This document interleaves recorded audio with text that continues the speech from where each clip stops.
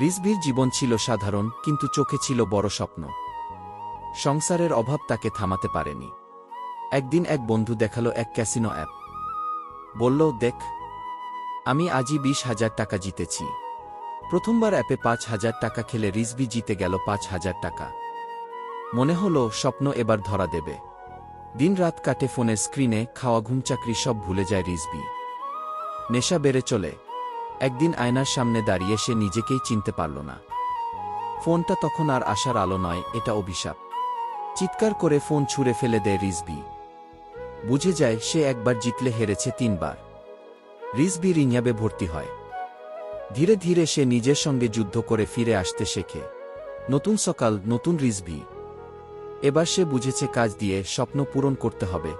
জীবনের শর্টকাট নয়, পরিশ্রমী সত্যিকারের জয় এনে দেয়। জুয়া নয়, নিজের প্রতি বিশ্বাস রাখো।